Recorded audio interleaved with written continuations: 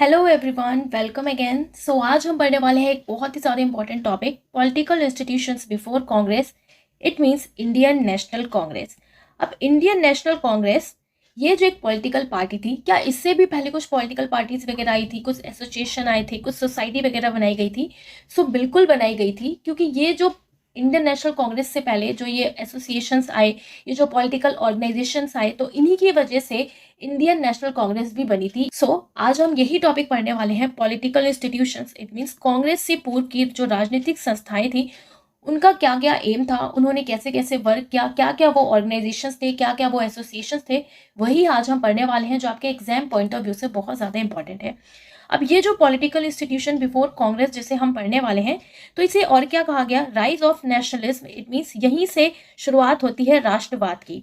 Indian national Congress से पहले जो ऑर्गेनाइजेशन वगैरह बनाई गई थी, तो ब्रिटिशर्स के खिलाफ एक आवाज़ उठाने के लिए बनाई गई थी, क्योंकि उस टाइम जो ब्रिटिशर्स थे वो सिर्फ किसान वगैरह नहीं, जितने भी इंडिया के लोग थे वो सभी उनसे बहुत परेशान थे, चाहे वो लैंड होल्डर्स हो, ज़मींदार हो, चाहे वो कोई किसान हो, तो सब पे ही बहुत जुल्म ढा रही थी ब्रिटिशर्स। तो इसलिए फिर डिसाइड किया गया, अलग अलग जो ज़मींदार थे उन्होंने अपने हित के लिए, अपने इंटरेस्ट के लिए उन्होंने कुछ पॉलिटिकल ऑर्गेनाइजेशंस बनाई। फिर जाके आगे देखा गया कि नहीं, ये तो ज़मींदार अपने लिए बना रहे हैं, हमें पूरे जो ब्रिटिशर्स से जो जूझ रही है इंडिया, इनके लिए बनाना चाहिए, मिल के काम करना चाहिए। तो इस तरीके से धीरे धीरे अलग अलग डिफरेंट डिफरेंट रीजन्स में पॉलिटिकल ऑर्गेनाइजेशंस, एसोसिएशंस देखने को हमें मिलता है। तो यही आज हम पढ़ने वाले हैं। इसी की वजह से इंडियन नेशनल कांग्रेस भी एक आगे जाके इसका इस्टेब्लिशमेंट होता है, जो एक बहुत ही बड़े स्केल पे काम करते हैं, और इसका बहुत तेज़ी से ये ग्रो भी होती है। ऑल इंडिया लेवल पर जिसने हर सेक्शन को देखा, पहले के हर पॉलिटिकल ऑर्गेनाइजेशन की गलती को देखा, उन्हें साइड हटाया और एक रिप्रेजेंटेटिव सोसाइटी को बनाने की कोशिश थी। तो कोशिश की, वो कौन सा ऑर्गेनाइजेशन था जिसे कहा जाता है इंडियन नेशनल कांग्रेस। तो कौन सी वो पार्टी थी? Indian national Congress. Indian national Congress से पहले जो पॉलिटिकल ऑर्गेनाइजेशन बने, उनकी बात आज हम करने वाले हैं। एंड मेनली जब ये पॉलिटिकल पार्टी बनाई गई थी इंडियन नेशनल कांग्रेस से पहले, जो वेल्दी लोग थे उन्होंने ये पॉलिटिकल पार्टी पहले बनाना स्टार्ट किया। इन पॉलिटिकल ऑर्गेनाइजेशंस को पढ़ने से पहले आपके स्क्रीन पे आपको कुछ क्वेश्चंस दिखेंगे, दो क्वेश्चंस हम देखेंगे, और आपको इससे पहले सॉल्व करना है कि अगर आपके एग्जाम में क्वेश्चन आ जाता है तो क्या आपको इसके बारे में पता है। तो यहाँ पर आप क्वेश्चन देख रहे हो, match the following important pre Congress organisation with the leaders. Pre Congress organisation जो थी, इनके लीडर्स कौन थे, ये आपको मैच करना है। इट मीन्स कि जो प्री कांग्रेस ऑर्गेनाइजेशन जो बनाई गई थी, किसने फाउंड किया था, उनके साथ आपको करेक्ट मैच करना है। सबसे पहले आप यहाँ पर देख रहे हो ईस्ट इंडिया एसोसिएशन लंदन। तो आपके राइट साइड में दे रखा है कि करेक्ट ऑप्शन क्या है। ओके, तो east India association, Indian association Calcutta, Poona Sarvajanik सभा, बॉम्बे प्रेसिडेंसी एसोसिएशन। तो यहाँ पर आप सबसे पहले देख रहे हो ईस्ट इंडिया एसोसिएशन लंदन। अब ये जो ईस्ट इंडिया एसोसिएशन लंदन है, इसको किसने फॉर्म किया था? तो इसके फाउंडर कौन थे? दादा भाई नौरोजी। इसे अभी हम आगे पढ़ने वाले हैं, जितने भी आप देख रहे हो सब हम पढ़ेंगे। इंडियन एसोसिएशन कलकत्ता, इसको किसने फॉर्म किया था? तो इसको फॉर्म किया था सुरेंद्र नाथ बनर्जी ने। Indian association Calcutta. नेक्स्ट है पूना सार्वजनिक सभा, और इसको किसने फाउंड किया था? Justice G Ranade. Justice G Ranade. तो यहाँ पर आपका थर्ड का हो जाएगा फोर्थ है आपके पास बॉम्बे प्रेसिडेंसी एसोसिएशन। इस एसोसिएशन को किसने बनाया था? फिरोज शाह मेहता। इस क्वेश्चन का आपके पास करेक्ट आंसर क्या हो जाएगा? फर्स्ट का सेकंड, सेकंड का थर्ड, थर्ड का फोर्थ एंड फोर्थ का फर्स्ट। नाउ नेक्स्ट क्वेश्चन है आपके पास, dash establish the East India association in London in 1866 as a platform to express the grievances of Indians. भारतीयों की शिकायतों को व्यक्त करने के लिए एक मंच के रूप में डैश 86 में लंदन में ईस्ट इंडिया एसोसिएशन की स्थापना की गई। आपसे फिर वही क्वेश्चन पूछा है कि ईस्ट इंडिया एसोसिएशन किसने फाउंड किया? तो किसने किया? अभी हमने देखा भी पीछे, दादा भाई नौरोजी ने। आपका करेक्ट आंसर क्या हो जाएगा? ऑप्शन डी, दादा भाई Naoroji. East India association in London in 1866 किसने फॉर्म किया था? दादा भाई नौरोजी ने। अब हम देखने वाले हैं पॉलिटिकल ऑर्गेनाइजेशंस जो हम पढ़ने वाले हैं। तो हम देखेंगे बंग भाषा प्रकाशिका सभा, ओके, ये बहुत ज़्यादा इंपॉर्टेंट नहीं है, बट आपको पता होना चाहिए कि ये किसने फॉर्म किया था। जो राजा राम मोहन रॉय थे, उनके जो एसोसिएट्स थे, उनकी हेल्प से बंग भाषा प्रकाशिका सभा को फॉर्म किया गया था। अब यहाँ पर ये जो प्रकाशिका है, तो कहीं पे आपको प्रकाशक भी देखने को मिलेगा, सो वो दोनों ही एक ही है, बंग भाषा प्रकाशिका सभा। फिर हम पढ़ेंगे जमींदारी एसोसिएशन, जिसे लैंड होल्डर्स एसोसिएशन भी कहा गया। नेम से ही पता लग रहा है कि किसके इंटरेस्ट के लिए वर्क करेगा, जमींदारी, इट मीन जो लैंड होल्डर्स थे, जो जमींदार थे, उनके लिए।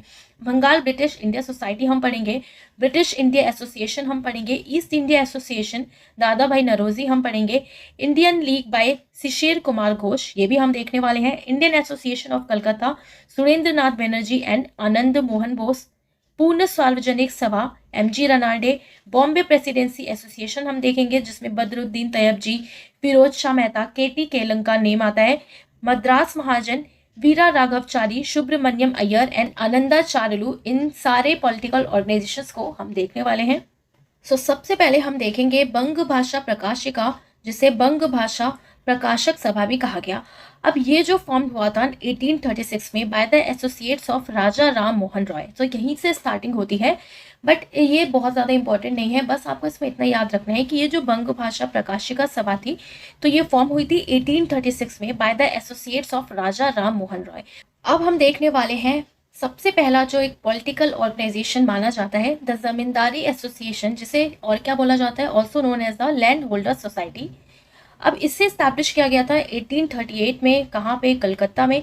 एम क्या था इसका, to protect the land holders interest. तो आप देखो यहाँ नेम से ही पता लग रहा है, जमींदारी, इट मीन जो लैंड होल्डर्स थे, उनके इंटरेस्ट के लिए काम किया जाएगा। इसके जो सचिव थे, सेक्रेटरी थे, वो कौन थे, प्रसन्न कुमार ठाकुर।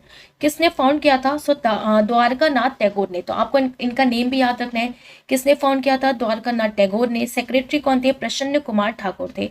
और इसे फर्स्ट पॉलिटिकल पार्टी भी कहा जाता है इंडियन नेशनल कांग्रेस से पहले। तो आप देखो इंडियन नेशनल कांग्रेस से बहुत ही पहले ये आई थी।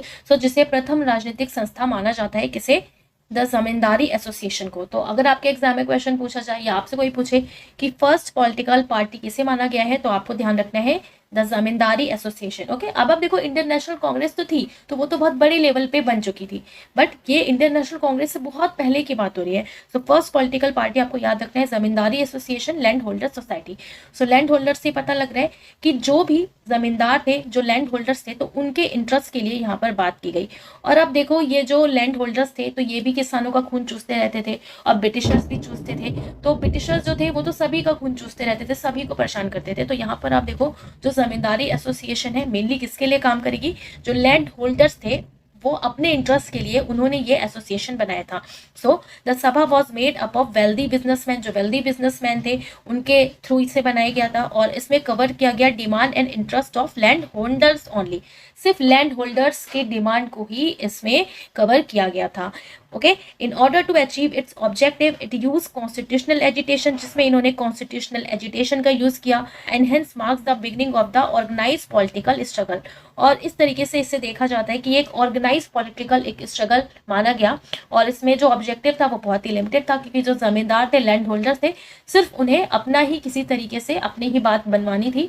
तो ये एक ऑर्गेनाइज पॉलिटिकल एक्टिविटी करना, कॉन्स्टिट्यूशनल एजिटेशन करना, हायर ऑफिशियल्स को चिट्ठी लिखना, ब्रिटिशर्स को, और सिर्फ अपने लिए ये काम करते थे। कौन, लैंड होल्डर्स सोसाइटी। तो याद रखना है, आपको नेम से ही पता लग रहा है, लैंड होल्डर्स जो सोसाइटी थी, ये सिर्फ अपने इंटरेस्ट के लिए इसने ये सोसाइटी बनाई थी। 1838 में आई थी, कलकत्ता में बनाई गई थी, founded by Dwarka Nath Tagore. Secretary कौन थे, प्रसन्न कुमार ठाकुर। सेकेंड जो पॉलिटिकल ऑर्गेनाइजेशन हम देखते हैं वो है the Bengal British India society. अब ये जो बंगाल ब्रिटिश इंडिया सोसाइटी थी, ये फाउंड हुई थी 1843 में, और इसको फाउंड किया गया था on the advice of George Thomson. He was bought to India from England by Dwarka नाथ टैगोर। जो द्वारका नाथ टैगोर थे, तो उनके ही कहने की वजह से जॉर्ज थॉमसन की एडवाइस पे इसे फाउंड किया गया था, and he was bought to India from England by Dwarka नाथ टैगोर। तो मेनली ये जो एक सोसाइटी थी, बंगाल ब्रिटिश इंडियन सोसाइटी, तो ये 1843 में आई। 1843 में इसको बनाया गया। जो ब्रिटिशर्स इंडिया में लोगों की हालत है, वो दूसरों को पता होना चाहिए, इंडिया के अलग अलग पार्ट्स में लोगों को पता होना चाहिए जो इंग्लैंड की पब्लिक है उनको पता लगना चाहिए कि उनके लोग इंडिया में आके क्या क्या कर रहे हैं। तो इसलिए ये बंगाल ब्रिटिश इंडिया सोसाइटी बनाई गई थी और इसको प्रीमियरली रिप्रेजेंट करता है, ये एक एरिस्टोक्रेटिक क्लास को, इट मीन्स कुलीन वर्ग का ये प्रतिनिधित्व करता है Bengal British Indian society. Aim क्या था इसका? To know the condition of those who have been brought under the British rule. British rule के शासन में जो भी कंडीशन में जो फंस गए हैं उनके बहुत बुरी तरीके से, जैसे कि हम इंडियंस ही पूरे फंसे हुए थे, तो वो किस तरीके से ब्रिटिशर्स इंडियंस को परेशान कर रहे थे। तो उनके जो लोग हैं लंदन में, उनको ये पता होना चाहिए ब्रिटिश इंडिया में लोगों की हालत क्या है ब्रिटिशर्स की वजह से इंडिया में, उनको ये पता होना चाहिए उनके खुद के लोगों को। And among them mainly farmers and slave. तो जिसमें ये कहा गया कि जो ब्रिटिश रूल के अंडर जो बिल्कुल बिल्कुल फंस गए थे, ब्रिटिश रूल से जुड़ गए थे, फंस गए थे, जैसे कि फार्मर्स थे, जो स्लेव्स थे, तो उनकी क्या हालत हो रही है इंडिया में, उसको देखने के लिए बाहर तक ये बात निकले, इसलिए ये सोसाइटी बनाई गई थी Bengal British India society, to study and tell everyone how the British government put Indians into miserable conditions. And ये जो पॉलिटिकल ऑर्गेनाइजेशन थी ये मेनली किसके लिए वर्क कर रही थी? जो एक्सप्लॉइटेड इंडियंस थे, जिन्हें ब्रिटिशर्स से बहुत बुरी तरीके से बिल्कुल परेशान कर डाला था। एंड इसी वजह से इनका मेन एम भी क्या था कि इन्हें नेशनलिज्म की जो एक भावना थी उसको भी बढ़ाना था। तो राष्ट्रीयता की भावना भी इनका जागृत करना एक मेन एम था, to awaken the spirit of nationalism. तो ये बात आपको ध्यान रखना है 1843 में। इससे पहले अभी हमने क्या पढ़ा? हमने पढ़ा जमींदारी एसोसिएशन, जो कब आया? 1838 में आया। फिर हमने देखा बंगाल ब्रिटिश इंडिया सोसाइटी, ये कब आया? 1843 में।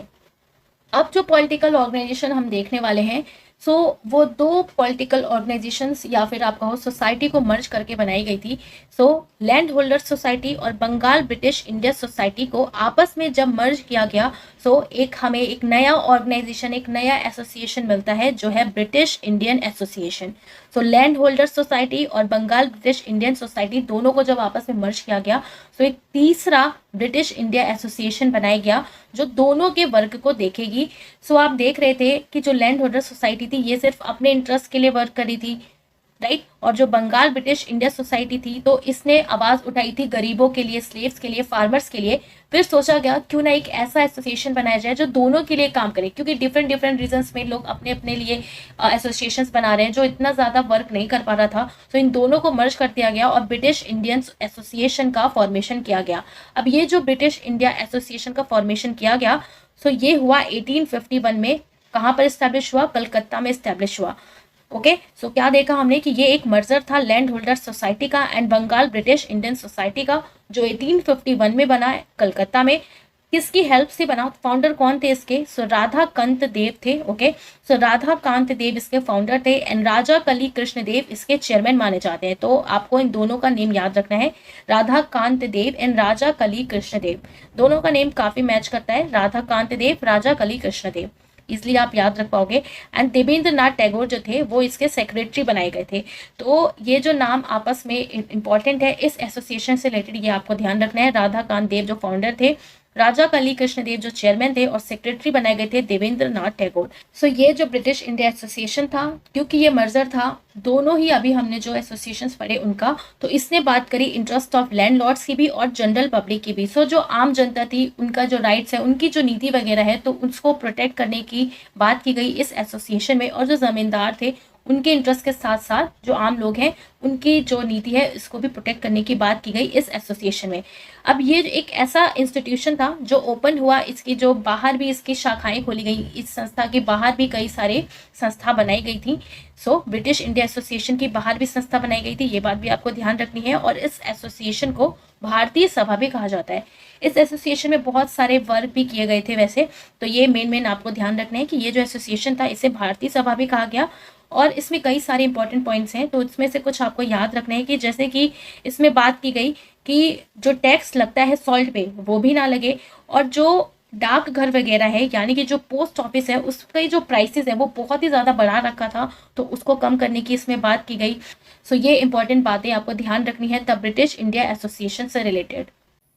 नेक्स्ट जो इम्पोर्टेंट एसोसिएशन है वो है ईस्ट इंडिया एसोसिएशन। अब ये जो ईस्ट इंडिया एसोसिएशन था तो इसे लंदन में बनाया गया। कौन से सन में? 1866 में। किसने इस्टेब्लिश किया था, कौन इसके फाउंडर थे? दादा भाई नौरोजी। अब ये जो दादा भाई नौरोजी थे, इनके साथ और भी लोग थे बट मेन माना जाता है दादा भाई नौरोजी को। दादा भाई नौरोजी जो थे, जिन्हें grand old man of India भी बोला जाता है, और इन्होंने बोला कि मैं लंदन में रहूंगा और लंदन के लोगों को ये बताऊंगा कि आपकी गवर्नमेंट इंडिया में आके क्या क्या कर रही है, वो कितना परेशान कर रही है इंडियन लोगों को अपने रूल्स और रेगुलेशन बना के उल्टे फुल्टे। इनका मेन गोल क्या था इस एसोसिएशन का? अवेयरनेस को रेस करना ब्रिटिश पीपल के खिलाफ कि क्या वो कंडीशंस बना रहे हैं इंडिया में, और पॉपुलर सपोर्ट जनरेट करना इंडियन वेलफेयर के लिए। ये इस एसोसिएशन का वर्क था main, the East India association.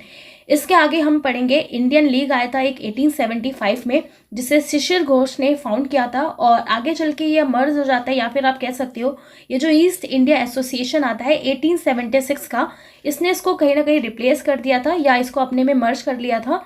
कौन सा? Indian league 1875। इसे अभी हम आगे देखेंगे। इतना आपको याद रखना है कि जो ईस्ट इंडिया एसोसिएशन था, इसको किसने एस्टैब्लिश किया था? दादा भाई नौरोजी ने किया था। कहाँ पे किया था? लंदन में किया था 1866 में। मेन एम क्या था कि लंदन के लोगों को बताना कि आपकी गवर्नमेंट कितना जुल्म ढा रही है इंडियन लोगों पर, और एक पब्लिक सपोर्ट जनरेट करना। अगला जो इम्पोर्टेंट एसोसिएशन है वो है the Indian association of Calcutta. कब आया था? 1876 में। ओके, इससे पहले हमने क्या पढ़ा? ईस्ट इंडिया एसोसिएशन पढ़ा। इसके बाद आया the Indian association of Calcutta. ध्यान रखना है आपको कि एक के बाद कैसे कैसे नेक्स्ट आया था। नेक्स्ट आया the Indian association of Calcutta. अब ये जो एसोसिएशन था, जिसने इंडियन लीग को रिप्लेस किया, या आप बोल सकते हो कि इसको सक्सीड किया इंडियन लीग को, जो 1875 में आया था। देन नेक्स्ट ईयर क्या आ गया? इंडियन एसोसिएशन ऑफ कलकत्ता आ गया 1876 में। अब यहाँ पर जो यंगर नेशनलिस्ट थे बंगाल के, जिसमें थे सुरेंद्र नाथ बनर्जी, आनंद मोहन बोस, इनके नेम आपको बहुत अच्छे से याद रखना है। इन दो, देखो आप कई सारे लोग जुड़े थे बट जो इंपॉर्टेंट है, जो आपके एग्जाम पॉइंट ऑफ व्यू से इंपॉर्टेंट है, ये आपको याद रखना है कि यंगर जो नेशनलिस्ट थे बंगाल के, उन्होंने लीड किया सुरेंद्र बनर्जी एंड आनंद मोहन बोस ने। इस एसोसिएशन का मेनली क्या फोकस एरिया था कि इन्होंने भारतीय एकता पर वर्क किया, यूनिटी पे वर्क किया। हिंदू मुस्लिम जो एक बल था उसको मजबूत किया इन्होंने, हिंदू मुस्लिम की यूनिटी को बनाए रखने पर बहुत जोर दिया। सोशल पॉलिटिकल जो राइट्स थे उनके प्रति जो लोग हैं उनको अवेयर कराया गया। जो ब्रिटिशर्स के थ्रू शोषण भरे काम हो रहे थे, जैसे कि वेरनाकुलर एक्ट आया था, जिसमें जो बोलने का अधिकार है वो ब्रिटिशर्स एक तरीके से छीन रहे थे।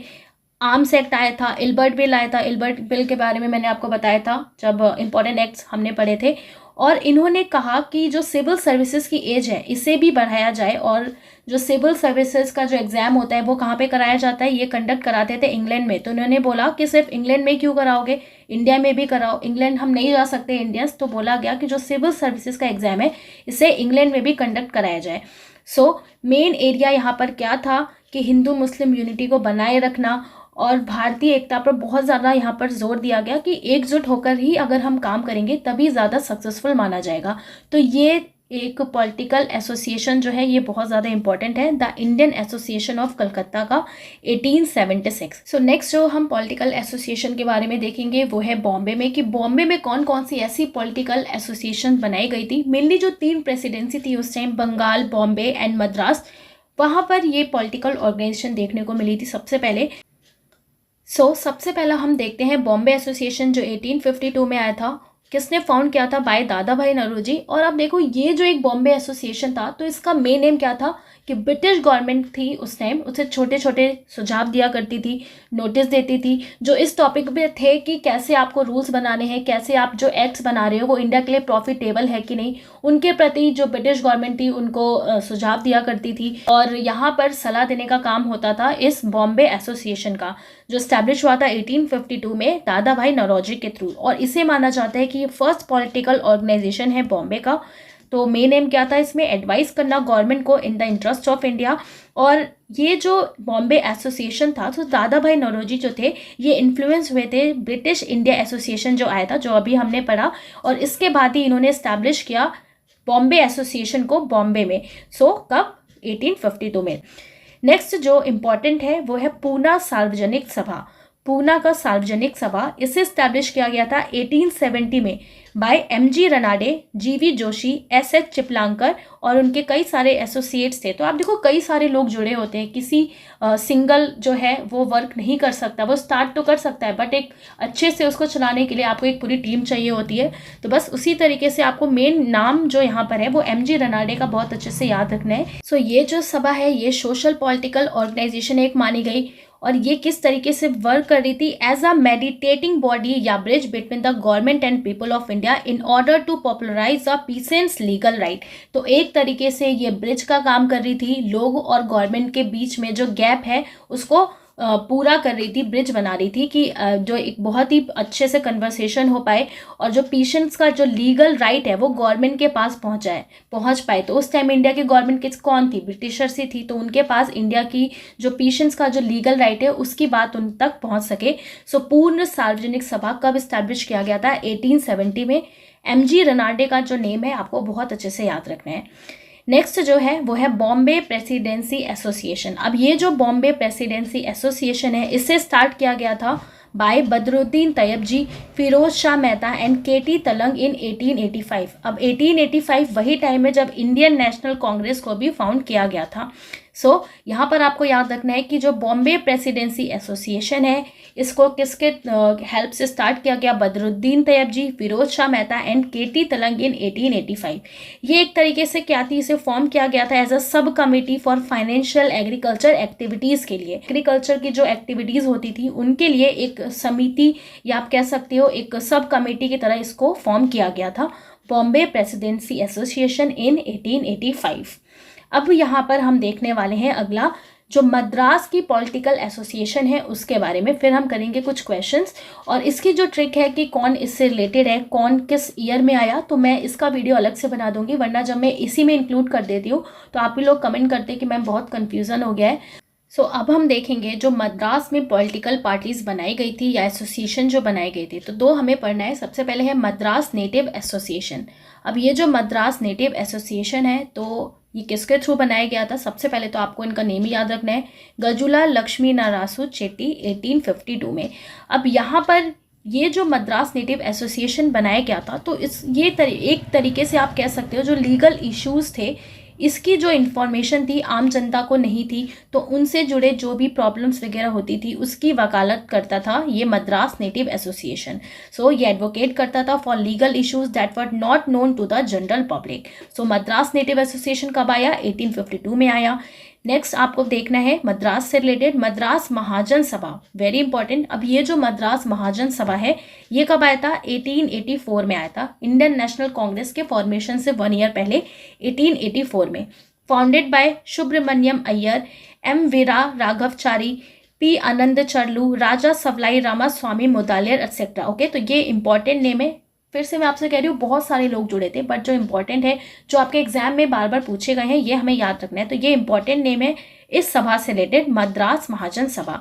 अब ये जो मद्रास महाजन सभा थी इसका मेन एम क्या था कि जो महाजन थे, जो मनी लैंडर्स थे और जो फार्मर्स थे, तो उनका जो स्ट्रगल था उसको स्टॉप करने के लिए ये सभा बनाई गई थी, to stop the struggle of money landers and farmers. So ये सारी जो एसोसिएशंस बनाई गई थी यही बहुत बड़ा रीज़न होता है जो इंडियन नेशनल कांग्रेस को और ज़्यादा तेज़ी से ग्रो करने में हेल्प करता है। फिर 1885 में इंडियन नेशनल कांग्रेस की फॉर्मेशन होता है और उसी की हेल्प से आगे इंडिया आज़ादी के तक पहुंच भी पाती है। और इस जो ये हमने अभी एसोसिएशंस पढ़ी तो इनके अलावा भी कुछ फॉरेन में भी कुछ पॉलिटिकल इंस्टीट्यूशंस बनाए गए थे, ये 4 आपको थोड़ा सा इस पर भी नज़र डालना है। 1862 में लंदन इंडिया कमेटी एक बनाई गई थी, किसकी हेल्प से, लंदन पुरुषोत्तम मुदालियर। तो इनका नेम आपको डायरेक्ट याद रखना है। 1862 में लंदन इंडियन कमेटी बनाई गई थी, लंदन में लंदन पुरुषोत्तम मुदालियर। ओके, तो नेम याद रखना है इनका, पुरुषोत्तम मुदालियर। 1865 में फिर लंदन इंडियन सोसाइटी बनाया गया जिसमें दादा भाई नौरोजी या आप बोल सकते हो WC बनर्जी दोनों ने मिलकर इस्टेब्लिश किया था। देन 1866 में ईस्ट इंडिया एसोसिएशन बनाया गया, दादा भाई नौरोजी, इन्होंने कहाँ पे बनाया, लंदन में बनाया। फिर 1872 में आया था इंडियन सोसाइटी इन लंदन में, जो आनंद मोहन बोस जो थे इनकी हेल्प से इसे बनाया गया था। सो ये जो 4 फॉरेन पॉलिटिकल इंस्टीट्यूशन है इन्हें भी आपको याद रखना है। अब हम कुछ 2-3 क्वेश्चंस करेंगे और देखेंगे किस तरीके से आपसे क्वेश्चंस पूछे गए हैं जो आपके आने वाले एग्जाम्स के लिए इंपॉर्टेंट है। सो सिर्फ एसएससी के लिए ही नहीं, अगर आप किसी भी एग्जाम की प्रिपरेशन कर रहे हो तो ये सारे जो टॉपिक मैं आपको पढ़ाती हूँ ये बहुत ज़्यादा इंपॉर्टेंट है। डिटेल में मैं आपको इसलिए पढ़ाती हूँ कि आप क्वेश्चंस को अच्छे से समझ पाओ और टैकल कर पाओ। सो यहाँ पर अगर हम कुछ क्वेश्चंस देखें तो सबसे पहला आपका यहाँ पर क्वेश्चन है कि आपको यहाँ पर मैच करना है the London Indian society, east India association, Indian society, सार्वजनिक सभा। अब यहाँ पर आपको राइट साइड में आपको दे रखा है कि किसने इसका फॉर्मेशन किया है, या अगर इनसे ये रिलेटेड है तो वो कौन से ऑर्गेनाइजेशन या सोसाइटी से रिलेटेड है। सबसे पहले आप देखो यहाँ पर लिखा है द लंदन इंडियन सोसाइटी। अभी हमने यही पढ़ा द लंदन इंडियन सोसाइटी, तो यहाँ पर जो दादा भाई नौरोजी हैं उनका नेम कहीं पे नहीं दिख रहा, लेकिन हमने देखा कि WC बनर्जी भी दिया था। तो यहाँ पर हमारा क्या हो जाएगा, सबसे पहले यहाँ पे हमारा ए का फर्स्ट हो जाएगा। फिर यहाँ पे लिखा है ईस्ट इंडिया एसोसिएशन। सो ये जो ईस्ट इंडिया एसोसिएशन थी, तो यहाँ पर आप देखो ऐसा कोई भी नेम नहीं दिया है। यहाँ पर क्या लिखा है कि ये एक कमिटी थी रिटायर्ड इंग्लिश ऑफिशियल की। तो ये बात आपको ध्यान रखनी है कि जो ईस्ट इंडिया एसोसिएशन बनाया गया था ये एक कमिटी थी रिटायर्ड इंग्लिश ऑफिशियल की। तो यहाँ पर हमारा बी का क्या हो जाएगा, सेकेंड हो जाएगा। फिर नेक्स्ट है इंडियन सोसाइटी। अब ये जो इंडियन सोसाइटी है इसको किसने फॉर्म किया था, अभी हमने पढ़ा। तो ये जो इंडियन सोसाइटी है लंदन में इसको बनाया गया था बाय आनंद मोहन बोस। सो सी का हमारा क्या हो जाएगा, सी का हो जाएगा थर्ड। नेक्स्ट है सार्वजनिक सभा। अब ये जो सार्वजनिक सभा है तो इसको भी स्टार्ट किया गया था originally as a Poona association. So Sarvajanik Sabha as a Poona association. So आपका डी का क्या हो जाएगा, फोर्थ हो जाएगा। सो यहाँ पर हमारा करेक्ट आंसर क्या हो जाएगा, ऑप्शन डी, ए का फर्स्ट, बी का सेकंड, सी का थर्ड एंड डी का फोर्थ। आई होप ये मैच द फॉलोइंग आपको समझ में आ गया होगा। अगर आपको कहीं भी कुछ भी कंफ्यूजन होती है तो आप दोबारा से वीडियो देख सकते हो, सब कुछ आपको बहुत ईजिली क्लियर हो जाएगा। नेक्स्ट जो क्वेश्चन है, which among the following is correctly stated about various political association before the formation of Indian national Congress. अब यहाँ पर आपको स्टेटमेंट दिया है और आपसे पूछा है कि कौन से जो पॉलिटिकल एसोसिएशन से रिलेटेड स्टेटमेंट है वो बिल्कुल करेक्ट है इंडियन नेशनल कांग्रेस के फॉर्मेशन से पहले। सबसे पहले यहाँ पर दिया है जो मद्रास महाजन सभा था वो फाउंडेड बाय KT तेलंग। सो मद्रास महाजन सभा को किसने फाउंड किया था, KT तेलंग ने फाउंड नहीं किया था। किसने फाउंड किया था, अभी हमने देखा M वीरा राघवचारी, सुब्रमण्यम अय्यर, आनंद आचार्लू, तो इन लोगों ने मिलकर मद्रास महाजन सभा को फाउंड किया था। सेकेंड स्टेटमेंट आपका पूछा है the Indian association of Calcutta was the most important of pre Congress association. So जो इंडियन एसोसिएशन है कलकत्ता का वो बहुत ही इंपॉर्टेंट एक प्री कांग्रेस एसोसिएशन था। सो ये बात बिल्कुल सही है। थर्ड आपसे पूछा है या आपको बताया गया है कि जो ऑब्जेक्टिव है पूना सार्वजनिक सभा का was to serve as a bridge between government and the people. So Poona Sarvajanik Sabha जो बनाई गई थी एक तरीके से ये ब्रिज का काम करी थी। ये स्टेटमेंट भी आपका बिल्कुल करेक्ट है। Fourth, the East India association was founded in Delhi by दादा भाई नौरोजी इन 1866। अब यहाँ पर ईस्ट इंडिया एसोसिएशन 1866 में फॉर्म की गई, बिल्कुल सही है। दादा भाई नौरोजी ने फॉर्म की, बिल्कुल सही है। बट यहाँ पर दे रखा है कि दिल्ली में फॉर्म हुई, तो क्या दिल्ली में फॉर्म हुई? नहीं, बिल्कुल नहीं हुई थी। तो ये स्टेटमेंट भी हमारा करेक्ट नहीं होगा। तो हमारा जो करेक्ट स्टेटमेंट है वो है सेकेंड, थर्ड। सो यहाँ पर हमारा करेक्ट आंसर हो जाएगा second and third only. So option B is the correct answer. So B हो जाएगा हमारा करेक्ट आंसर। नेक्स्ट क्वेश्चन है, यहाँ पर आपको असर्शन दे रखा है। सबसे पहले दिया है East India association in London was organized by दादा भाई नौरोजी। रीजन आपका दे रखा है he wanted to influence the British public opinion.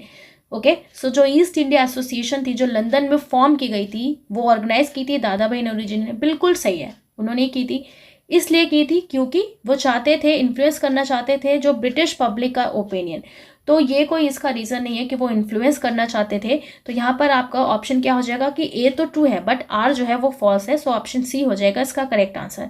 So main बात यहाँ पे क्या थी, हमने क्या देखा था कि दादा भाई नौरोजी ईस्ट इंडिया एसोसिएशन उन्होंने लंदन में फॉर्म किया था इस एम से कि मैं लंदन में जाके उनको बताऊंगा जो ब्रिटिश जो लोग वहाँ पर रह रहे हैं कि आपकी गवर्नमेंट हमारे इंडिया में आके कितना जुल्म ढा रही है, वो क्या क्या काम कर रही है। तो ये मेन रीज़न था यहाँ का, ये नहीं था कि वो इन्फ्लुएंस करना चाहती थी ब्रिटिश पब्लिक के ओपिनियन को। सो जो ईस्ट इंडिया एसोसिएशन है वो किसने फाउंड किया था, दादा भाई नौरोजी ने किया था 1866 में। Okay, collaboration with Indians and retired public officials in London. So जो रिटायर्ड पब्लिक ऑफिशियल्स थे लंदन में, उनकी हेल्प से, इंडियन की हेल्प से इसे इन्होंने एसोसिएशन को फाउंड किया था। और जो लंदन इंडियन सोसाइटी थी, एक ये प्लेटफॉर्म था for discussing matter and ideas about India and to provide representation for Indians to the government. So ये ईस्ट इंडिया एसोसिएशन बहुत अच्छे से आपको ध्यान रखना है, एंड आई होप ये क्वेश्चन भी आपको समझ में आ गया होगा कैसे हमें हैंडल करना है। नेक्स्ट क्वेश्चन है, consider the following statement. Indian association took an active part in Indian civil service agitation of the 1870। बिल्कुल सही है, जो इंडियन एसोसिएशन जो था उसने एक एक्टिव पार्टिसिपेशन किया इंडियन सिविल सर्विस एजिटेशन जो 1870 में हुआ। The early political association in India were regional in character. अब जो अर्ली पॉलिटिकल एसोसिएशन जो भी हमने पढ़े, तो ये एक तरीके से रीजनल थे, मतलब एक पर्टिकुलर रीजन में चल रहा है। जैसे हमने लैंड होल्डर्स एसोसिएशन पढ़ा, उसमें जो लैंड होल्डर्स थे वो सिर्फ अपने लिए काम कर रहे थे, तो एक तरीके से ये क्या था, रीजनल था कैरेक्टर में। थर्ड पॉइंट यहाँ पर कहा गया कि जो नेशनल कॉन्फ्रेंस हुई थी सुरेंद्र नाथ बनर्जी की, was the precursor to the Indian national Congress. So ये लाइन भी बिल्कुल सही है कि नेशनल कॉन्फ्रेंस जो हुई थी सुरेंद्र नाथ बनर्जी की, तो ये एक प्रीकर्सर था इंडियन नेशनल कांग्रेस के लिए। इट मीन्स कि कुछ आगे बड़ा होने से पहले उस पर किसी का इन्फ्लुएंस पड़ा, तभी वो चीज़ इतनी बड़ी हो पाई। तो आप देखो, ये सारी जो एसोसिएशन थी इनका ही इन्फ्लुएंस बना, तब जाके इंडियन नेशनल कांग्रेस का फॉर्मेशन हुआ और वो इतनी तेज़ी से फिर ग्रो किया। और यहाँ पर अगर हम बात करें सेकंड पॉइंट की और थर्ड स्टेटमेंट की, तो ये तीनों ही स्टेटमेंट बिल्कुल करेक्ट है। सो यहाँ पर हमारा ऑप्शन डी हो जाएगा बिल्कुल करेक्ट। सो करेक्ट आंसर क्या हो जाएगा, ऑप्शन डी हो जाएगा। इट मीन्स जो first, second and third statement है तीनों ही बिल्कुल करेक्ट है। सो यहाँ पर हमने कुछ क्वेश्चंस करे हैं, आई होप आपको समझ में आया हो कि किस तरीके से हमें ये चीज़ें समझनी है डीपली। और यहाँ पर जो अर्ली पॉलिटिकल एसोसिएशन थे इंडिया में, जैसे कि आपका लैंड होल्डर सोसाइटी वगैरह जो हो गया, तो अभी मैंने आपको बताया कि ये रीजनल थे कैरेक्टर में, एंड इनके पास कुछ लिमिटेड सब्सक्रिप्शन ही होता था, क्योंकि बहुत ही ज़्यादा ये हाई मेंबरशिप, मतलब इनमें ऐड होने के लिए, इन एसोसिएशन में ऐड होने के लिए आपको बहुत ही ज़्यादा हाई मेंबरशिप फ़ी देनी पड़ती थी, जो उस टाइम इतना नहीं था। और बाकी जब धीरे धीरे एसोसिएशन और आगे बढ़े, आने लगे, तो लोगों कम पैसे में ही लोग जोड़ सकते थे, तो इसलिए वो और धीरे धीरे बड़ा बनता चला गया। बट डीके से क्वेश्चन आपके एग्जाम में पूछे जाएंगे, आपको उनके जो पॉलिटिकल लीडर्स वगैरह हैं उनके नेम भी याद रखना है। एंड ये आज का लास्ट क्वेश्चन था। सो अगर आपको ये वीडियो अच्छा लगे तो आप लाइक कर सकते हो, चैनल को सब्सक्राइब तो आप ज़रूर कर लो अगर आप अच्छा कंटेंट आप चाहते हो, और अपने एग्जाम की, सिर्फ एसएससी की नहीं, अदर एग्जाम्स की भी अगर आप प्रिपरेशन कर रहे हो तो। सो मिलेंगे अब नेक्स्ट वीडियो में। Thanks for watching, see you in next video. तब तक के लिए टेक केयर, बाय बाय।